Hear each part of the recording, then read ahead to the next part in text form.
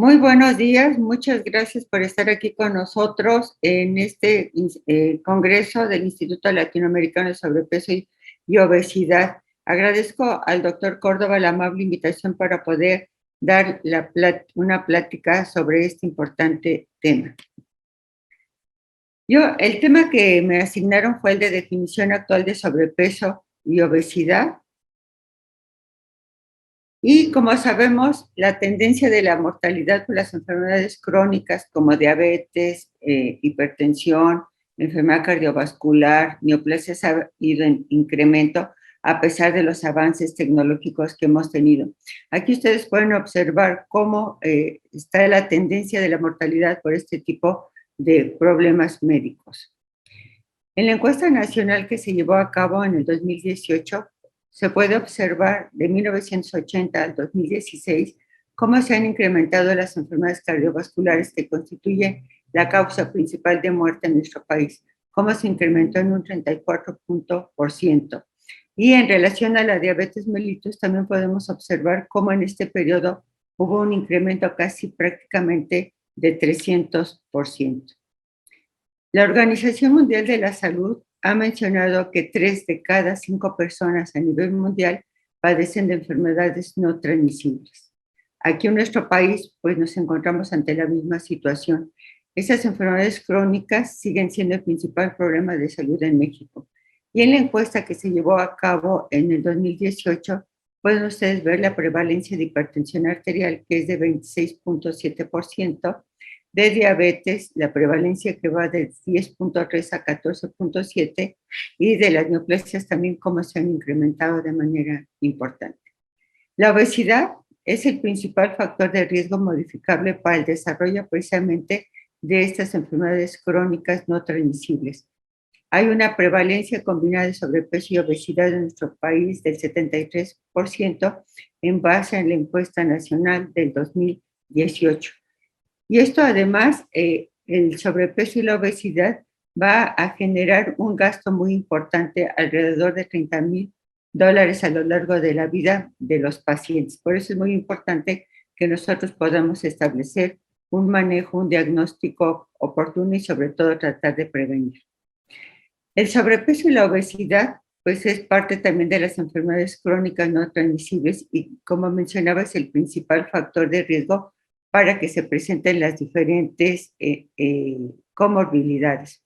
Es una enfermedad crónica, que esto es muy importante tenerlo en cuenta, que así como la diabetes mellitus va a tener un carácter progresivo, que se va a acompañar de múltiples comorbilidades que van a disminuir la calidad y expectativa de vida. Y un punto muy importante es que no va a ser curable, sino que como la diabetes, la hipertensión arterial, que se tiene que controlar y que tenemos que hacer un seguimiento en nuestros pacientes para poder mejorar la calidad y expectativa de vida. Aquí puse el término de contagiosa. El doctor González Barranco, que él fue uno de los líderes más importantes de obesidad en México, él hablaba que era de contagiosa en el sentido de que varios miembros de la familia pueden tener el sobrepeso y la obesidad porque por el ambiente obesogénico que les rodea, la alimentación, la falta de actividad física y otros problemas que entonces van a hacer que varios miembros de la familia, como observamos en la realidad, tengan sobrepeso y obesidad. En esta encuesta que les comentaba en el 2018, que se comparó con la encuesta llevada a cabo en el 2012, ustedes pueden observar cómo ha habido un incremento en sobrepeso y obesidad en las mujeres, que en el año 2012 era de 73%, cómo se incrementó para el 2018 a 76.8%. Y en los hombres, en el 2012, que era de 69.4%, cómo se incrementó a 73%. Pero sobre todo quiero llamar la atención, que vean ustedes cómo el sobrepeso en el 2012 en los hombres era de 42.6% y cómo a pesar del tiempo que ha pasado de este periodo, esto se sigue manteniendo pues prácticamente igual. Y en las mujeres pues casi tenemos la misma prevalencia de sobrepeso y obesidad, que va a estar generando pues el desarrollo de diferentes comorbilidades. Para poder hablar de la definición de sobrepeso y obesidad, ¿verdad? Lo que se considera, de acuerdo a la Organización Mundial de la Salud, es el índice de masa corporal, que como ustedes recordarán, es a través de medir el peso, sacar el peso en kilogramos, y esto dividirlo entre la talla al cuadrado. Y la Organización Mundial de la Salud define la obesidad como una acumulación excesiva o anormal de tejido adiposo que va a ser perjudicial para la salud. Y con todos los demoles que puede tener este índice de masa corporal, pues es uno de los elementos que tenemos en la actualidad para poder hablar de sobrepeso y obesidad. Aquí también pueden ver ustedes la clasificación considerando el índice de masa corporal y cómo el rango normal va de 18.5 a 25 y empezamos a hablar de sobrepeso cuando el índice de masa corporal es por arriba de 25 y menor de 30. Y a partir de 30 de índice de masa corporal se va a hablar ya precisamente de obesidad, la cual se divide en clase 1, en clase 2 y en clase 3. También es importante comentar que algunos autores mencionan que realmente este índice de masa corporal en ocasiones no nos va a ayudar para poder hablar de obesidad, porque en muchas ocasiones el exceso de peso puede ser porque tengan una gran cantidad de masa muscular, como sucede con los atletas, o bien pacientes que puedan tener edema, un cuadro de insuficiencia cardíaca, que tengan el desarrollo de insuficiencia hepática, pues van a tener el sobrepeso o el diagnóstico de obesidad, pero por acúmulo de líquido. Pero, sin embargo, pues es la medida que podemos utilizar en la mayor parte de nuestros pacientes. El otro punto muy importante, además de poder nosotros sacar el índice de masa corporal, es que tenemos que valorar cuál es la distribución de la grasa corporal que se tiene en el organismo. El doctor Waage, ¿verdad? En 1947 fue el primero en precisamente tratar de correlacionar los riesgos que se presentan en la obesidad con la distribución de la grasa corporal en el organismo. Y así él hablaba del acúmulo de grasa a nivel abdominal, que se refería básicamente a la forma de manzana, y la obesidad del segmento inferior a través de lo que es la pera, ¿verdad? Aquella que se acumula precisamente en la parte baja del abdomen y la parte superior de las extremidades inferiores. Aquí nosotros podemos ver qué es lo que sucede en un paciente que tiene un sobrepeso y una obesidad muy importante, cómo la mayor parte del acúmulo de grasa se viene a encontrar dentro de la cavidad abdominal, básicamente rodeando los epiplones y el mesenterio alrededor de los órganos viscerales. Y como vean ustedes, este acúmulo de grasa es mucho más importante que la que se puede localizar a nivel del tejido celular subcutáneo. Y que esto va a ser muy importante y que les voy a ir comentando la importancia a través de la plática. Esta otra diapositiva para mí se me hace muy importante, en donde podemos observar cómo se encuentra la grasa subcutánea, que en muchas ocasiones, ¿verdad? Los pacientes es la que quieren que desaparezca, que les ayudamos a disminuir la grasa, ¿verdad? Subcutánea, esa famosa llantita. Pero lo más importante es la grasa que se encuentra dentro de la cavidad abdominal, precisamente en el mesenterio y en los epiplones, que es la que va a tener una acción deleteria sobre las diferentes complicaciones que se asocian a la obesidad y que esta pues desafortunadamente no se puede retirar con una cirugía de tipo estético. Aquí nosotros podemos observar qué es lo que sucede conforme el paciente va incrementando de peso. Vean ustedes que conforme va aumentando de peso el sujeto, que va teniendo mayor acúmulo de grasa, esta básicamente se viene a localizar a nivel intraabdominal, más que la grasa que a nivel del tejido celular subcutáneo. Y en esta tomografía nosotros podemos observar cómo esta grasa intraabdominal, nosotros en una tomografía vamos a poder valorarla a través, por ejemplo, aquí de estos espacios que son de color negro, y vean ustedes este gran acúmulo que está rodeando a las vísceras intraabdominales. Entonces, el siguiente punto es, además del índice de masa corporal, es ver esta distribución de la grasa y nosotros lo vamos a llevar a cabo de manera muy simple porque no a todos los pacientes les vamos a tomar una tomografía, es que podamos medir la circunferencia de la cintura. Nada más recordar que para que tenga valor esta circunferencia de la cintura, tenemos que llevar a cabo varias acciones. En primer lugar, el paciente tiene que estar de pie con el abdomen relajado, porque muchas veces cuando nos van a medir el abdomen, subimos la pancita. Entonces, el abdomen tiene que estar relajado y los brazos a los costados y los pies juntos. Utilizar una cinta métrica no elástica. Lo ideal es que sea de fibra de vidrio. Y tenemos que tomar en cuenta la distancia que existe entre la última costilla y la cresta ilíaca, y allá a la mitad poder colocar nosotros la cinta métrica. Si vemos que el paciente tiene un gran volumen abdominal, pues nos puede ayudar alguien para que podamos medir de manera horizontal precisamente a la cintura. Y quiero hacer hincapié en que no debe de ser considerando la cicatriz umbilical, porque con la edad esta va descendiendo. Entonces el punto que debemos de considerar es la mitad entre la última costilla y la cresta ilíaca. Una vez de que nosotros tenemos ya el índice de masa corporal, les mencionaba yo que tenemos que medir también la circunferencia de la cintura, y aquí nosotros podemos observar cómo se va incrementando el riesgo de comorbilidades desde el sobrepeso, en donde aquí hay un riesgo aumentado para desarrollar diabetes mellitus, hipertensión arterial, dislipidemia. Y conforme se inicia la obesidad, pues vamos a ver cómo este riesgo de comorbilidad se incrementa en relación a los sujetos que tienen sobrepeso. Y claro, a mayor índice de masa corporal, pues el riesgo de las diferentes comorbilidades va a ser mucho mayor. Pero ver también qué es lo que sucede con la circunferencia de la cintura. En México, ¿verdad? Y creo que en Latinoamérica, la cifra de corte es en hombres que esté por abajo de 90 centímetros y en las mujeres por abajo de 80 centímetros. Y por arriba de estas cifras se menciona que hay un acúmulo de grasa intraabdominal.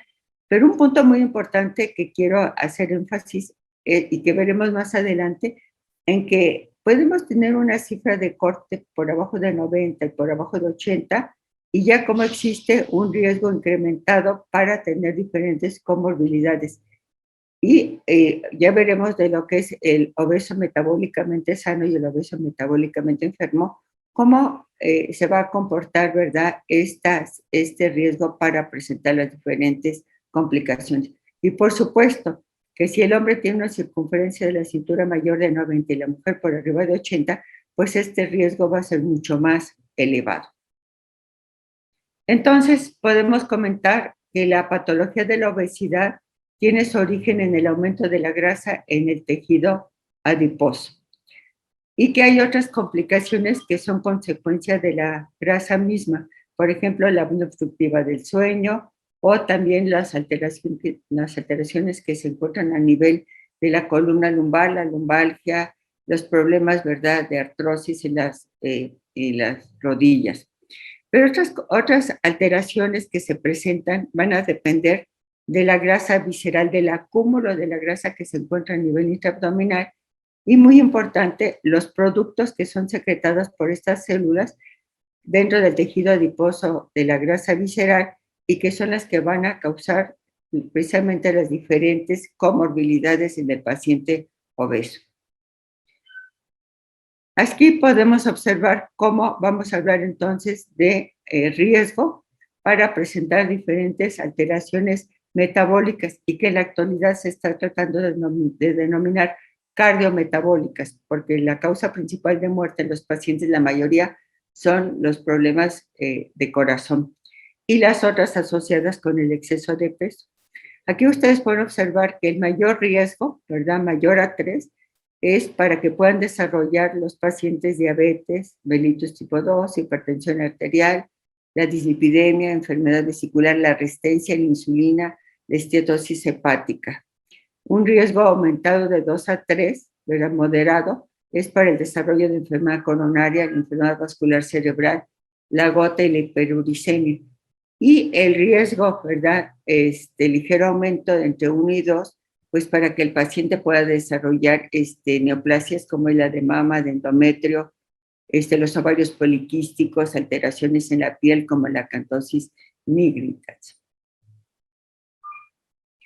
La expectativa de vida también se reduce conforme se incrementa el índice de masa corporal, por eso les comentaba que sí es muy importante la repercusión que va a tener a nivel de la calidad y expectativa de vida. Y vean ustedes cómo si un sujeto tiene un índice de masa corporal normal, la probabilidad de que viva a los 70 años, pues es muy alta, casi del 80%. Conforme se incrementa la obesidad, por ejemplo, aquellos grupos que están con un índice de masa corporal entre 35 y 40%, la probabilidad de que alcancen los 70 años es del 60%. Pero si el índice de masa corporal es entre 40 y 50, la probabilidad disminuye hasta prácticamente un 50%. Perdón. Y entonces hablamos nosotros de la enfermedad metabólica, cardiometabólica, en donde ustedes pueden ver cómo muchos de nuestros pacientes, desafortunadamente, no solamente tienen obesidad y sobrepeso, sino que tienen hipertensión arterial, tienen dislipidemia y diabetes mellitus tipo 2. Y todo este conglomerado de enfermedades van a hacer que se vayan presentando un incremento en el factor de riesgo cardiovascular con una disfunción vascular del endotelio y que esto va generando problemas muy importantes y que al final lleven hacia el desarrollo de la enfermedad cardiovascular y que disminuye la calidad y expectativa de vida. Dentro del riesgo cardiometabólico sabemos que tenemos factores de riesgo clásicos y que por todos es conocido la importancia que se tiene en la historia familiar, no solamente de diabetes, de hipertensión arterial, sino también la presencia de que algunos familiares tengan sobrepeso y obesidad, también la edad y el género, las dislipidemias, la hipertensión arterial, el incremento del colesterol LDL, el tabaquismo. Pero en la actualidad se hablan de factores dismetabólicos para este riesgo cardiometabólico, en donde el papel más importante es el sobrepeso y la obesidad abdominal que puedan tener algunos pacientes, y sabemos que tanto la obesidad y el sobrepeso, al igual que la diabetes mellitus, van a tener una inflamación crónica de baja intensidad, es decir, el paciente tiene un proceso inflamatorio de baja especificidad. Además, la triada lipídica del incremento del colesterol LDL, de los triglicéridos, de la disminución del colesterol HDL, las disglucemias que pueden terminar en diabetes mellitus, el estado también de protrombosis y estado fibrinolítico, y todo esto, ¿verdad?, de manera conjunta, nos va a llevar a que el paciente desarrolle una enfermedad cardiovascular. Y así tenemos el síndrome metabólico, ¿verdad?, que ya lleva un buen tiempo y que la primera descripción o publicación fue la Organización Mundial de la Salud en el 2099. Y cómo se han venido, ¿verdad?, llevando a cabo algunas modificaciones hasta llegar a la última definición en el 2009.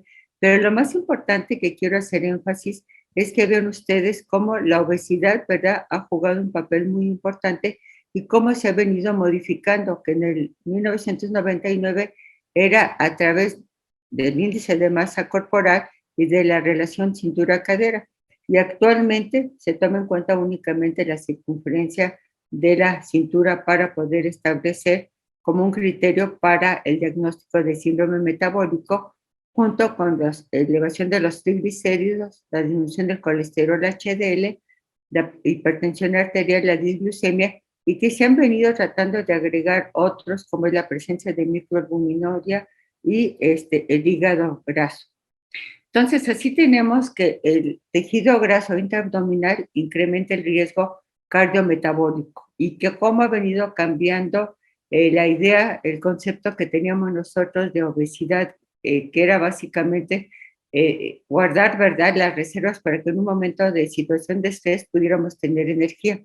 Ahorita actualmente sabemos que esta gran cantidad de ácidos grasos libres que está acumulado dentro de los adipocitos va a jugar un papel muy importante en la liberación de diferentes citocinas que van a tener un papel importante en el desarrollo del proceso inflamatorio y que además se va a disparar un factor importante para el desarrollo de diabetes mellitus tipo 2, de hipertensión arterial y de la dislipidemia a través de diferentes citocinas proinflamatorias.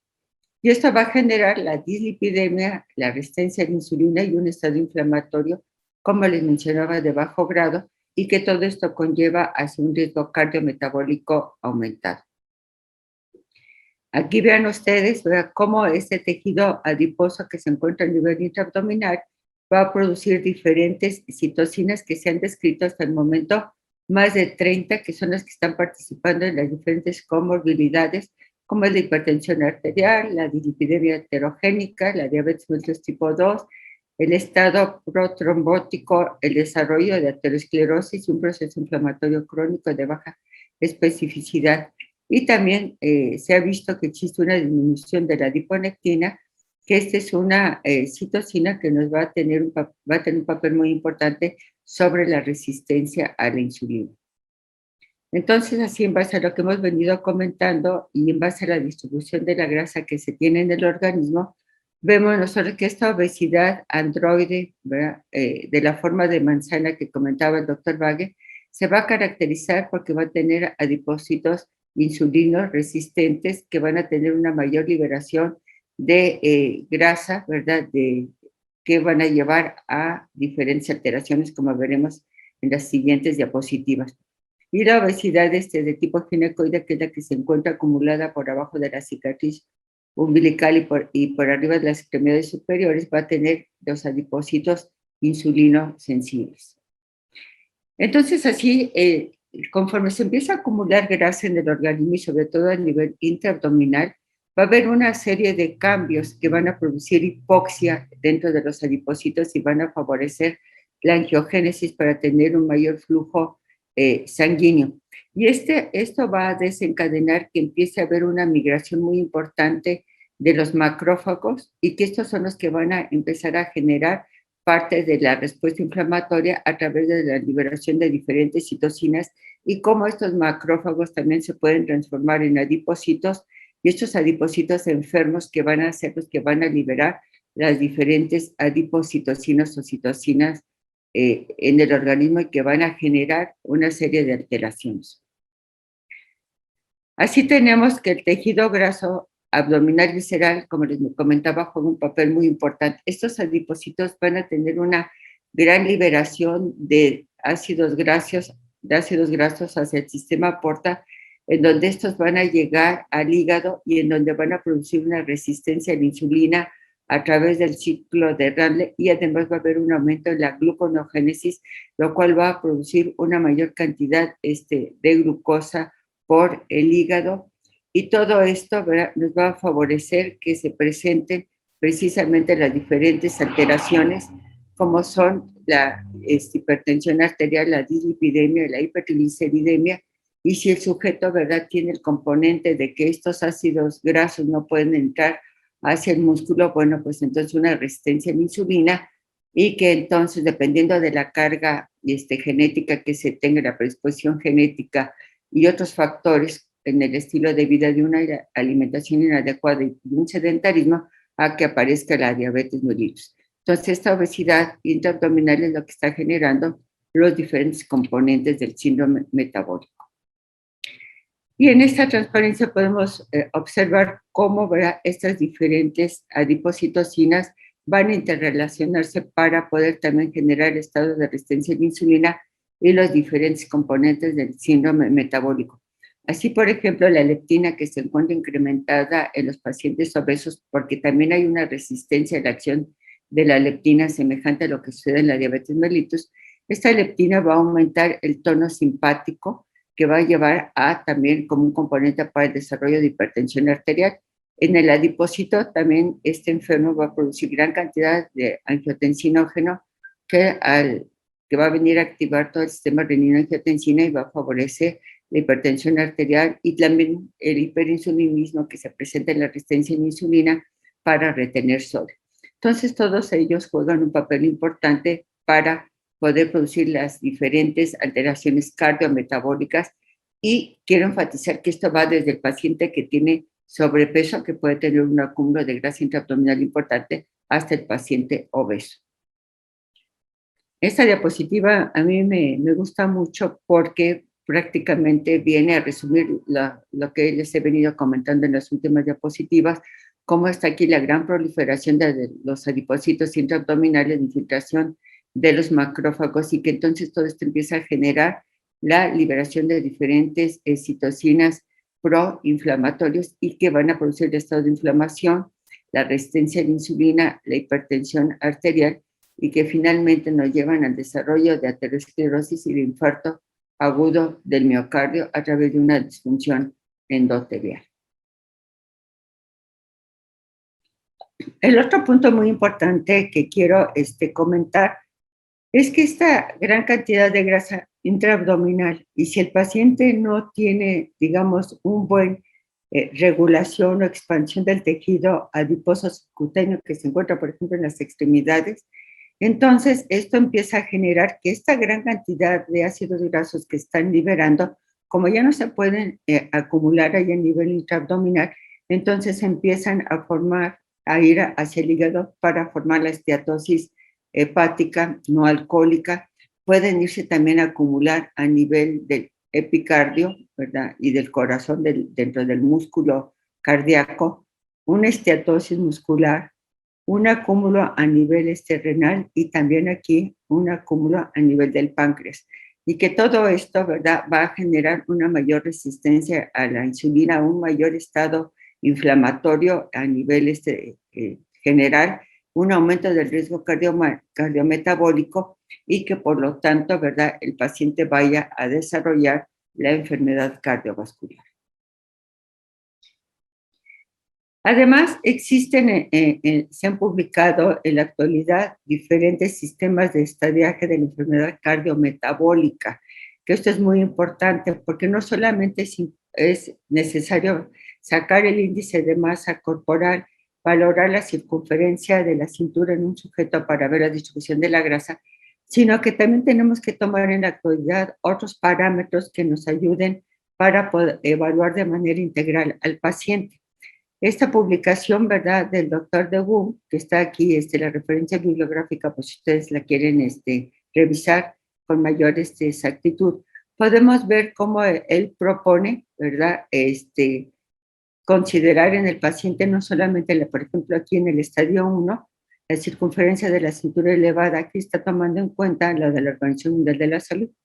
Pero estos pacientes, el estadio 1, para que se tenga un riesgo grado 3, con un puntaje de 3, es con 1 o 2 factores de riesgo.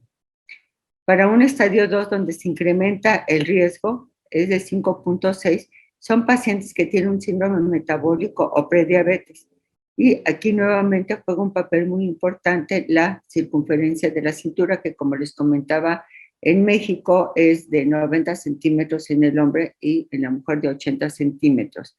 Para el estadio 3 de riesgo, el que tiene un riesgo mucho más incrementado, vemos que son pacientes que tienen síndrome metabólico más prediabetes y tiene que tener 2 de las 3 condiciones, síndrome metabólico establecido, la glucosa en ayuno alterada o bien, ¿verdad?, intolerancia a la glucosa. Y el estadio 4, que tiene un riesgo mucho más importante de 14, es la presencia ya de diabetes mellitus establecida como tal y que tenga una enfermedad cardiovascular. Entonces, nosotros tenemos que tratar de evaluar hacia nuestros pacientes. Otro sistema que les quiero mostrar es el sistema de estadiaje de la obesidad de Edmond, que esto surgió allá en Canadá, y en donde aquí lo importante es tomar en cuenta cómo se encuentra nuestro paciente, si hay o no alteraciones médicas, si tiene además problemas de tipo psicológico y ver qué tanta limitación funcional puede tener nuestro paciente. Y que la verdad es que aquí se hace una evaluación integral, pues muy importante. Aquí, por ejemplo, ustedes en el estadio 1 pueden observar cómo el paciente tiene factores de riesgo subclínicos relacionados a la obesidad, que son el grupo de pacientes, por ejemplo, que se encuentra, digamos, casi asintomático y que tiene ya una disglucemia con una alteración de la glucosa en ayuno, o que tenga hiperuricemia, o que tenga síntomas físicos leves, que el paciente, ¿verdad?, que no requiere actualmente tratamiento médico para las comorbilidades, pero que sí tenemos que modificar su estilo de vida, o que tenga síntomas psicológicos leves asociados a la obesidad, como es, ¿verdad?, la depresión, la ansiedad, o bien, ¿verdad?, que tenga problemas, ¿verdad?, de tipo funcional, por ejemplo, para poder realizar una caminata larga. Y conforme van avanzando, bueno, pues estos estadios, hasta llegar al estadio 4, tienen un daño severo por una enfermedad crónica relacionada con la diabetes, una diabetes no bien establecida, con complicaciones, una dislipidemia que ya ha condicionado un daño endotelial muy importante, o que tenga síntomas psicológicos incapacitantes severos con una depresión, una ansiedad importante, una distorsión de la imagen corporal que le impida tener una buena relación en su medio ambiente, con sus compañeros de trabajo, en la familia, o que tengan una limitación funcional muy severa porque tengan un problema en las rodillas que le impida deambular, o que tenga una apnea obstructiva del sueño también importante. Entonces nosotros aquí podemos ver cómo esto es una evaluación integral en donde se consideran los problemas médicos, cómo se encuentra el paciente desde el punto de vista psicológico, mental, y qué tanta funcionalidad tiene nuestro paciente para poder hacer las diferentes actividades que tiene que realizar. Entonces, así en el estadio 1 son aquellos que tienen pues problemas leves.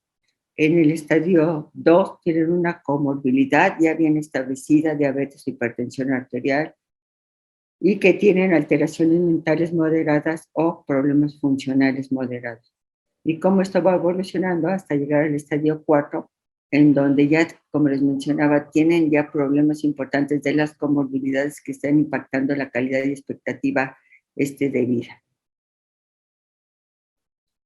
Ahora, otro punto muy importante que les quiero comentar, y que algo que se ha venido viendo en los últimos años, es que ahora también se están viendo los fenotipos de obesidad y de disfunción metabólica. Y aquí el doctor Dennis, ¿verdad? Él aquí, para poder llevar a cabo esta clasificación, toma en cuenta el fenotipo que tenga el individuo, si es un fenotipo delgado o es un fenotipo obeso. Y esto lo correlaciona con si el paciente está metabólicamente sano o está metabólicamente enfermo.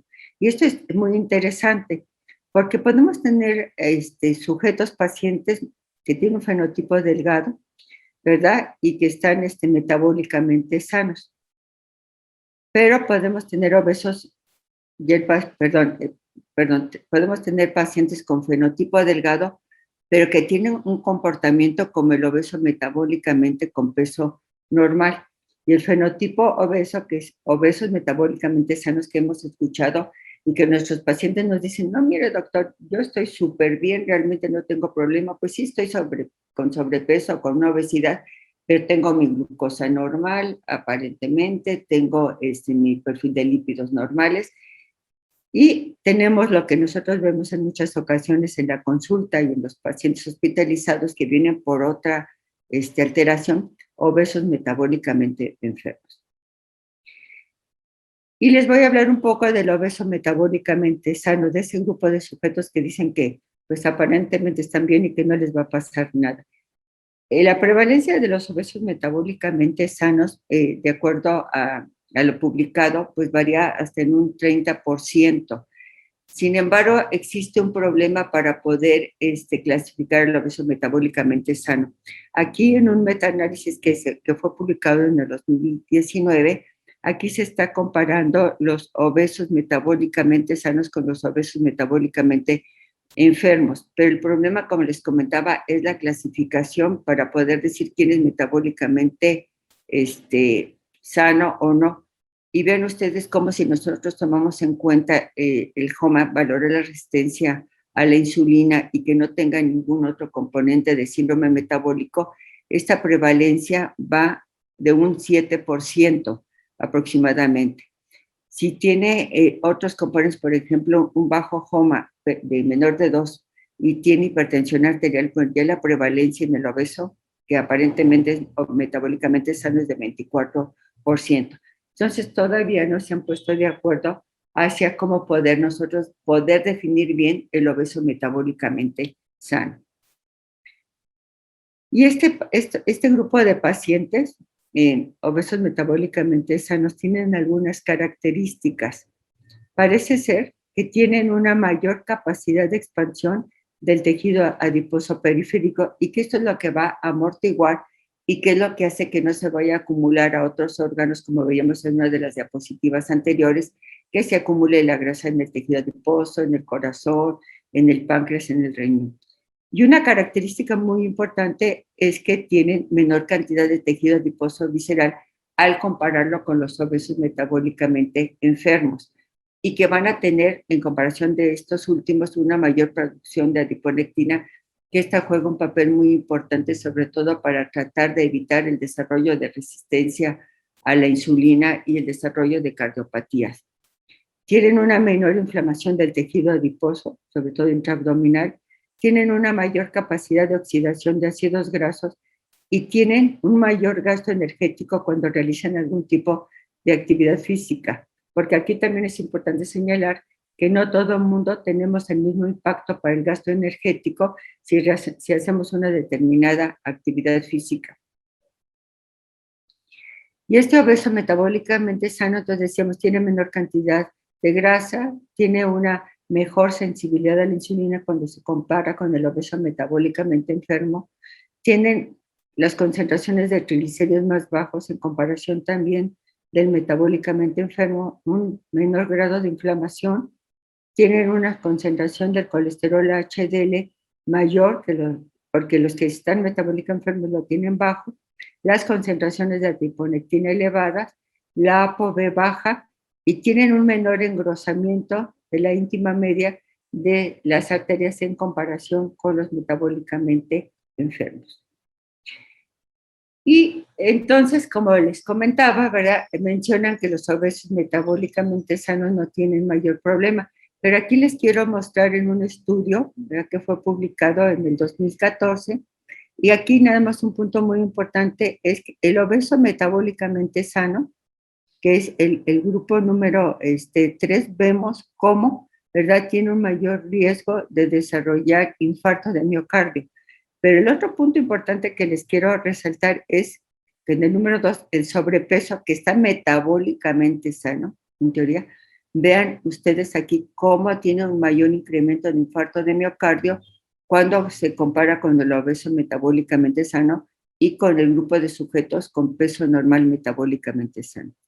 Y la insuficiencia cardíaca, vamos a ver cómo en el obeso metabólicamente sano sí existe un mayor riesgo de insuficiencia cardíaca. Entonces, realmente, pues no podemos decir que el obeso metabólicamente sano no va a tener mayor problema, pues sí va a tener también problemas.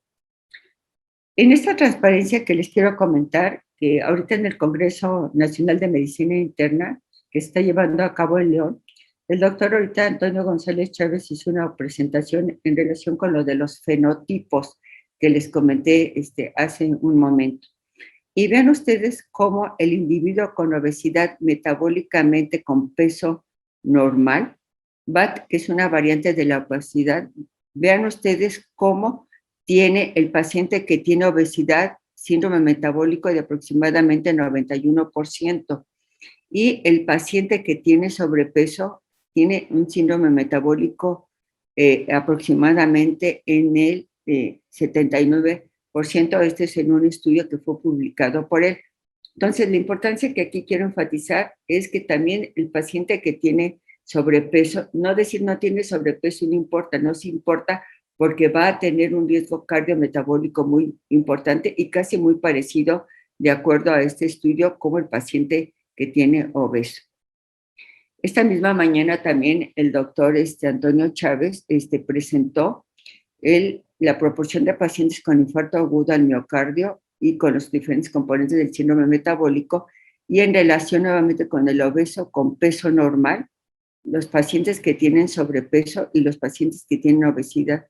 Y ustedes pueden observar, además del incremento de la circunferencia de la cintura, cómo, ¿verdad?, el paciente con obeso con peso normal tiene un 48% en este grupo de estudios en 26 pacientes, hipertensión arterial. El paciente que tiene sobrepeso aquí, que tomó 77%, vean cómo casi el 60% tiene hipertensión arterial.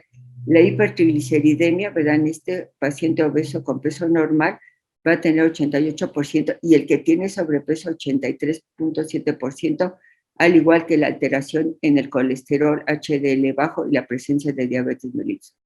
Entonces, aquí quiero enfatizar en que en el obeso con peso normal, es decir, el que tiene un índice de masa corporal de 25, puede tener un componente como un paciente obeso que pudiera tener un índice de masa corporal de 30, y el paciente que tiene sobrepeso, pues también tiene un riesgo incrementado para tener estos diferentes problemas cardiometabólicos.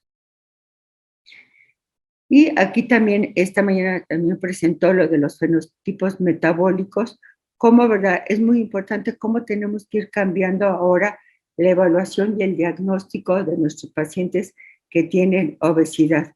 Entonces, puede ser que el sujeto sea delgado, sano aparentemente, pero que va a tener un componente cardiometabólico, ¿verdad? Como si el paciente tuviera obesidad, el que tiene el peso normal, y bueno, pues ni hablar de aquel que tiene una obesidad, ¿verdad? Documentada a través de un índice un índice de masa corporal por arriba de 30.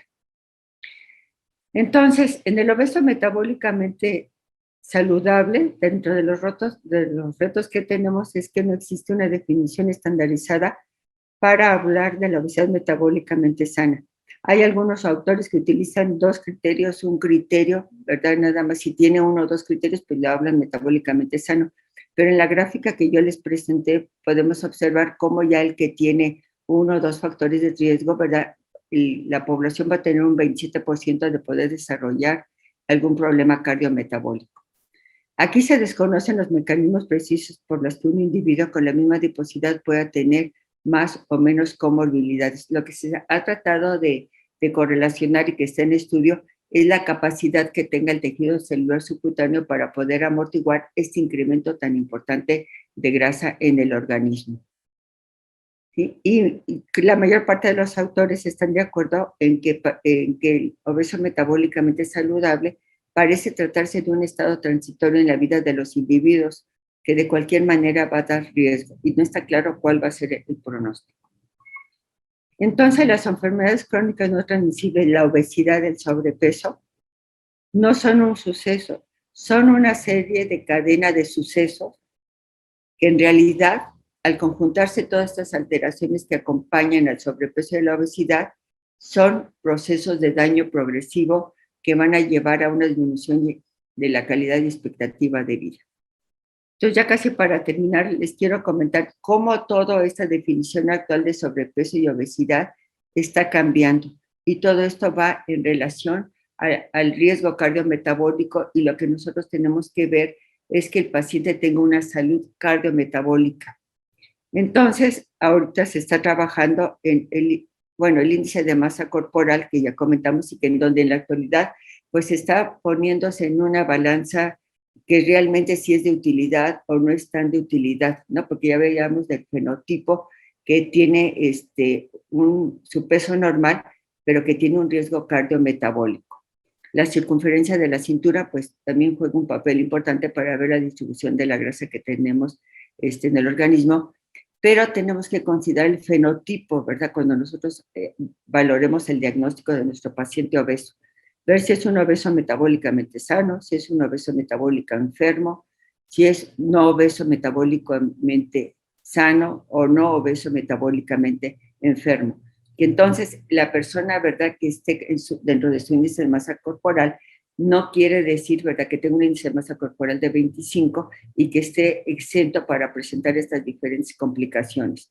Tenemos que valorar entonces precisamente los criterios de síndrome metabólico en este grupo de pacientes del fenotipo, valorar la grasa ectópica que puede estar a nivel del hígado, del músculo, del corazón, y ver la posibilidad, ¿verdad? La tendencia en investigaciones es que se tome en cuenta el HOMA. Y todo esto porque nosotros tenemos que irnos hacia la salud metabólica. Entonces estamos teniendo un cambio de paradigma de la prevención en tratar de desacelerar todas estas alteraciones que tiene nuestro paciente.